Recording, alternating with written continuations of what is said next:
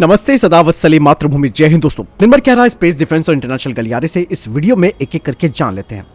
दोस्तों, HAL अब light utility helicopter का एक नेवियल वेरिएंट पर काम करना शुरू कर चुका है, जिसके फोल्डिंग रोटर्स होंगे और इसे डेक से ऑपरेट किया जा सकेगा। साथ ही इसके व्हील लैंडिंग गियर्स भी होंगे। आपको बता दें कि प्राइवेट सेक्टर की फर्म डेटा पैटर्न ने अभी हाल ही में एक मॉडर्न सर्विलांस रडार का प्रोटोटाइप दिया है electronics and radar development establishment को इसकी टेस्टिंग के लिए। कहा जा रहा है कि ये प्रोटोटाइप आने वाले दिनों में पूरा हो जाएगा और जल्द ही भारतीय नौसेना इसके शिप बेस्ड ट्रायल्स को करेगी। बढ़ते हैं अगली अपडेट की तरफ। दोस्तों, मझगांव शिप बिल्डर के मैनेजिंग डायरेक्टर जी ने कहा है कि प्रोजेक्ट 17A स्टेल्थ फ्रिगेट में 3 से 4 सालों की देरी हो सकती है और शिपयार्ड जल्द ही कैबिनेट कमेटी ऑन सिक्योरिटी को इसकी डिलीवरी टाइमलाइन के बारे में भी जानकारी देगा। हालांकि दोस्तों, कहा यह जा रहा है कि जो INS नीलगिरी है, जिसकी डिलीवरी नवंबर 2022 में होनी थी, यानी कि इसे कमीशन किया जाना था, वो अब 2023 में की जाएगी और बाकी के जो 4 फ्रिगेट्स हैं वो 2026 तक डिलीवर हो पाएंगे। वहीं गार्डन शिप बिल्डर भी 3 फ्रिगेट्स को बना रही है, जो कि इसी प्रोजेक्ट के तहत बनाए जा रहे हैं, जिनमें से पहली फ्रिगेट अगस्त 2023 में कमीशन होगी, दूसरी फ्रिगेट अगस्त 2024 में और तीसरी अगस्त 2025 में। बढ़ते हैं अगली अपडेट की तरफ। दोस्तों, भारतीय नौसेना ने भारतीय सेना और भारतीय एयरफोर्स से एक बातचीत शुरू की है, जिसके तहत उन्होंने कहा है कि वे अपने MQ-9 जो ड्रोन्स हैं उनके ऑर्डरों की संख्या कम करें, ताकि हर सर्विसेज की जो जरूरत है वो पूरी हो सके। आपको बता दें कि भारतीय नौसेना 6 यूनिट खरीदने पर जोर दे रही है MQ-9 ड्रोन के। अगर भारतीय नौसेना की ये बात मान ली जाती है तो ये जो MQ-9 ड्रोन है उनकी 18 यूनिटों की डील की जाएगी। इसके अलावा दोस्तों, इन ड्रोन की जो कंपोनेंट असेंबली और सब असेंबलीज है उनका लोकल प्रोडक्शन भारत फोर्स के द्वारा किया जाएगा भारत में। इसके अलावा जनरल एटॉमिक्स DRDO को नीश टेक्नोलॉजी भी देगा, जिसका इस्तेमाल DRDO अपने स्वदेशी प्रोग्राम में करेगा।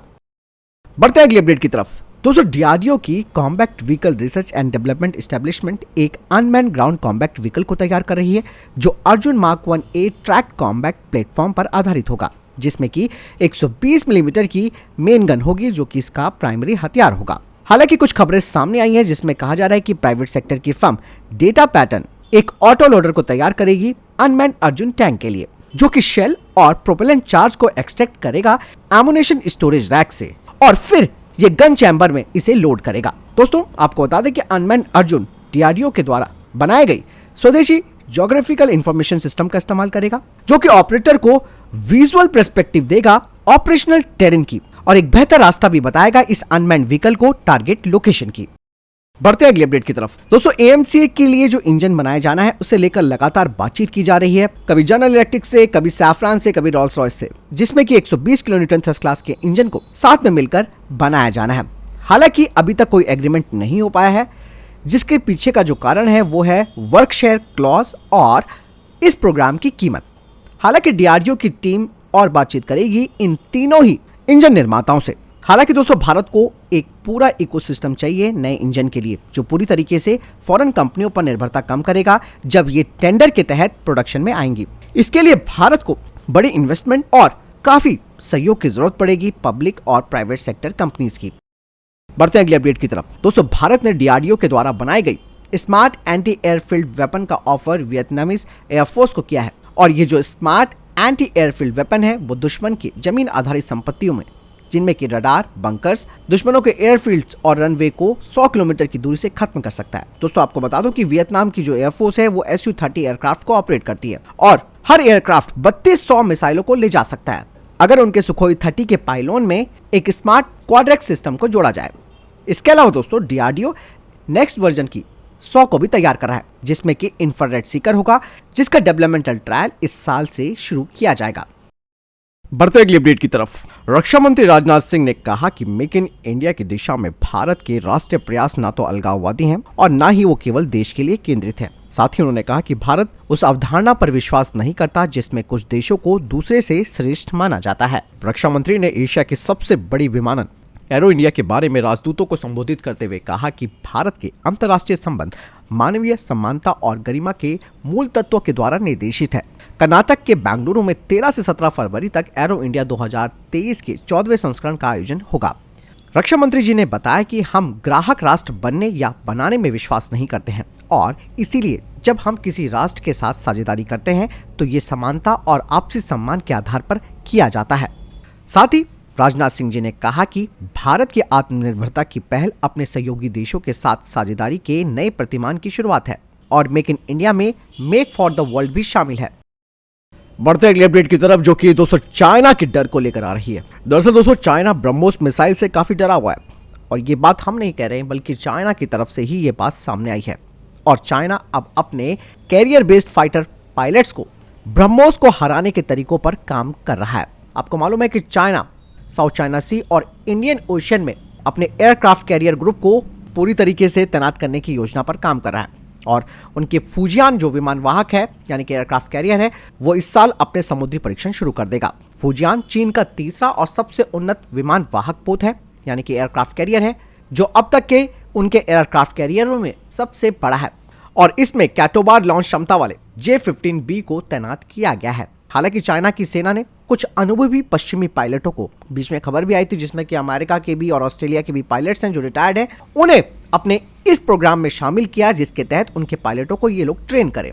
खास करके एयरक्राफ्ट कैरियर से ऑपरेट होने वाले जो फाइटर जेट्स हैं उन्हें ट्रेनिंग दी जा सके, क्योंकि चाइना जानता है कि आने वाले समय में उसका युद्ध अमेरिका, ताइवान और भारत के साथ हो सकता है। और ये दोस्तों जो कुछ रिटायर्ड पायलट्स थे, उन्होंने चाइना के पायलटों को न केवल ट्रेनिंग दी है बल्कि उन्हें एयर टू एयर टैक्टिक्स, इसके अलावा एंटी शिप टैक्टिक्स के बारे में भी जानकारी दी है। दोस्तों आपको बता दें कि चाइना की जो कैरियर बेस्ड फाइटर जेट्स हैं वे अब एंटी शिप मिसाइलों को मार गिराने की रणनीति पर काम कर रहे हैं। इसलिए दोस्तों जो चाइना का कैरियर बैटल ग्रुप है वो अपनी ही PL-15 very long air to air missile का इस्तेमाल कर रहे हैं ताकि इसे बीच हवा में ही गिराया जा सके, क्योंकि चाइना इस वक्त अपनी रणनीति को subsonic sea skimming anti ship cruise missile, supersonic cruise missile जैसे कि ब्रह्मोस मिसाइल है, उनसे निपटने की रणनीति पर काम कर रहा है। इसीलिए वो सिमुलेशन का इस्तेमाल कर रहा है जिसमें कि वो अपनी PL-15 BWRAM का इस्तेमाल कर रहा है। दोस्तों ये जो ब्रह्मोस क्रूज मिसाइल है, इसे मॉडर्न एयर डिफेंस सिस्टम के द्वारा उस वक्त ज्यादा खतरा हो जाता है पहचानने में जब ये मिसाइल एस मैन्यूवर्स करते हुए अपने टर्मिनल स्टेज पर पहुंच जाती है, जिसकी वजह से वॉरशिप के ऑनबोर्ड एयर डिफेंस सिस्टम है वो इसको डिटेक्ट नहीं कर पाते। इसीलिए ये चाइना और पाकिस्तान के युद्धपोतों के लिए एक बड़ा खतरा बन चुकी है।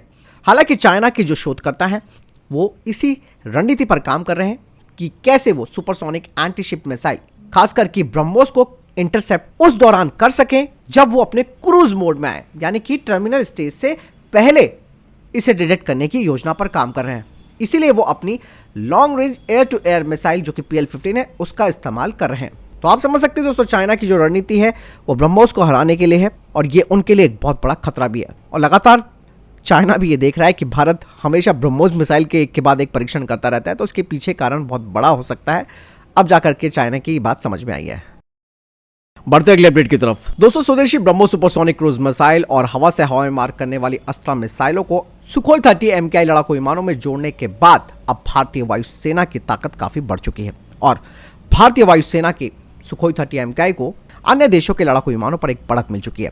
चाइना समेत जो भी देश Su-30 जैसे लड़ाकू विमानों का इस्तेमाल करते हैं उनकी तुलना में भारत का Su-30 MKI स्वदेशी हथियारों के इंटीग्रेशन की वजह से अधिक ताकतवर और उपयोगी हो गए हैं। खुद भारतीय वायुसेना के सुखोई 30 MKI के लड़ाकू विमान स्क्वाड्रन के कमांडिंग ऑफिसर ने यह बात कही है। उन्होंने कहा कि ब्रह्मोस सुपरसोनिक क्रूज मिसाइल और हवा से हवा में मार करने वाली अस्त्रा मिसाइल जैसे स्वदेशी हथियारों का Su-30 MKI लड़ाकू विमान के साथ एकीकरण करना भारतीय वायुसेना के लिए गेम चेंजर हो गया है। दोस्तों Su-30 का जो मूल निर्माता है वो रशिया है। इसका इस्तेमाल आर्मेनिया, इंडोनेशिया, वियतनाम और चीन सहित लगभग 15 देश इस्तेमाल कर रहे हैं और ये जो देश है वो सुखोई 30 लड़ाकू विमान के अलग अलग वर्जनों का संचालन करते हैं और भारत के पास 272 सुखोई 30 MKIs हैं। बढ़ते अगली अपडेट की तरफ, रशिया की तरफ से अब ये दावा किया गया है कि जवाबी कार्रवाई में यूक्रेन के सैकड़ों सैनिकों को मिसाइल स्ट्राइक में ढेर कर दिया गया है। हालांकि यूक्रेन की तरफ से इसे रूस का प्रोपोगंडा भी बताया जा रहा है। हालांकि रूस की तरफ से जो दावा पेश किया गया है उसका कोई सबूत भी नहीं दिखाया गया है। रूस और यूक्रेन के बीच इस जंग को अब 1 साल होने वाला है। रशिया की तरफ से यह दावा किया गया है कि मिसाइल हमले में क्रेमाटोर्स्क में यूक्रेन के बलों के 600 से ज्यादा जवान मार गिराए गए हैं। वहीं रशिया ने यह भी कहा कि नए साल के मौके पर यूक्रेन की तरफ से किए गए हमलों का उन्होंने जवाब दिया है। हालांकि यूक्रेन के सेना के प्रवक्ता ने कहा कि रशिया जानबूझकर इस तरीके की बातें कर रहा है। बाकायदा यूक्रेन ने उस हमले में करीबन 400 रूसी सैनिकों को मार गिराया। कौन क्या सच बोल रहा है, कौन कितना झूठ बोल रहा है, ये तो दोस्तों तय समय बताएगा। लेकिन साल भर होने को आया है, लेकिन इस युद्ध का अंजाम अभी तक साफ नहीं हो पा रहा है। इसके पीछे का बहुत बड़ा कारण दोस्तों जियोपॉलिटिक्स भी है और अभी तक इस चीज को लेकर कोई भी अंदाजा नहीं लगा सक रहा है कि ये युद्ध किस मोड़ पर जाकर रुकेगा। तो फिलहाल के लिए ये थे अभी तक की टॉप डिफेंस और स्पेस अपडेट। वीडियो के संबंध में कोई प्रश्न जवाब या आपको कोई सवाल है कमेंट सेक्शन में लिखकर जरूर पूछ सकते हैं। मिलता हूं नई जानकारी के साथ, चैनल को सब्सक्राइब कीजिएगा। जय हिंद, वंदे मातरम।